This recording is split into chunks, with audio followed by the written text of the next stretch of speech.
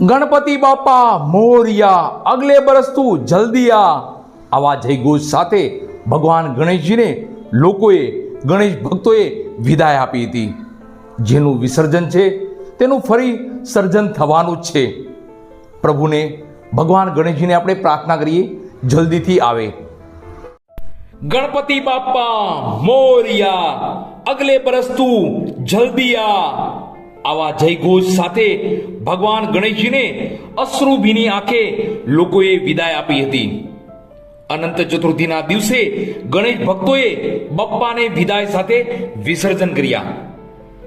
Hindu calendar મુજબ ગણેશોત્સવ દર વર્ષે ભાદરવા મહિનાના શુક્લ પક્ષની ચતુર્થી તિથિએ શરૂ થાય છે અને આ ગણેશોત્સવ સતત 10 દિવસ સુધી શરૂ જ રહે છે અને અનંત ચતુર્થીના દિવસે સમાપ્ત થાય છે. છેલ્લા 10 દિવસ મહુવા શહેર તેમજ પંથકમાં ઉત્સવ જેવો માહોલ રચાયો હતો.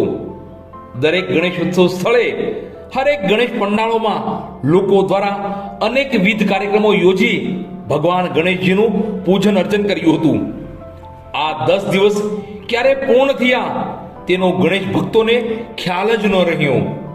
પણ વિસર્જનનો સમય આવતા લોકોની આંખોમાં બાપ્પાને વિદાય આપવાની વેળાએ આંસુ આવી ગયા હતા. ગણપતિ બાપ્પા મોરિયા, અગલે બરસ તું જલ્દી આ, એટલે ભગવાન ગણેશજી, તમારો ઉત્સવનો સમય, તમારો આવવાનો સમય જલ્દીથી આવી જાય તેવું લોકો ઈચ્છી રહ્યા છે. ગણપતિ બાપ્પા મોરિયા, અગલે બરસ તું જલ્દી આના જયઘોષ સાથે ભક્તોએ, લોકોએ ભગવાન ગણેશજીને વિદાય આપી હતી. ભગવાન ગણેશજીનું વિસર્જન કર્યું.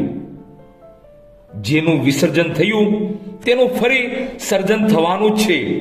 આ વાત પરથી આપણે શીખ મેળવવાની છે.